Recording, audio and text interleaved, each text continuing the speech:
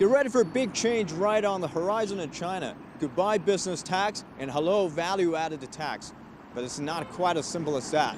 For a very long time, China has operated a dual system.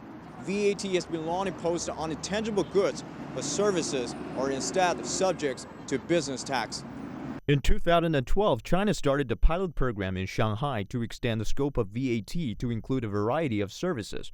The program has been gradually expanded from some cities to the entire nation, and eventually, business tax will be replaced by VAT across the board from May the 1st. Let's take cafes as an example. Well, under the business tax system, the cafes are taxed on the basis of their coffee sales. The sales include not only their profit but also their costs, like rental, decoration, utility, equipment, and coffee beans. But VAT works differently.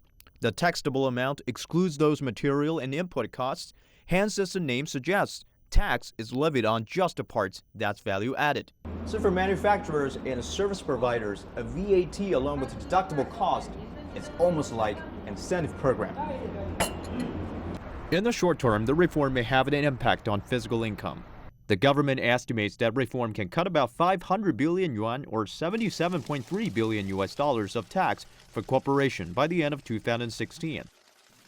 The reform will mostly affect local governments because business tax is a major source of income for them.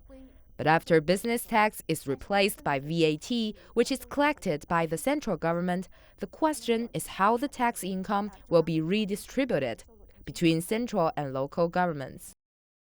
The VAT system itself is also changing. Before the reform, the fixed assets such as houses and constructions were not a deductible cost when you're calculating VAT, but that's no longer the case under this reform. Taxes would not be paid on these purchases. It would further lessen the burden of companies and encourage them to invest in more properties. Consumption type of VAT, which allows fixed assets to be deductible, is a more advanced VAT. Companies can benefit a lot given the purchase of fixed asset is a huge capital expenditure. It will also boost the process of property destocking in China.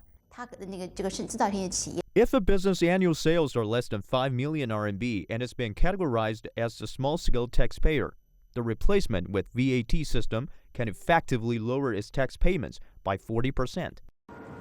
On the minds of many is the question, can customer buy stuff at a lower price? The reform aims at lowering the tax burden and injecting vitality into enterprises, but it's not targeting individual consumers directly.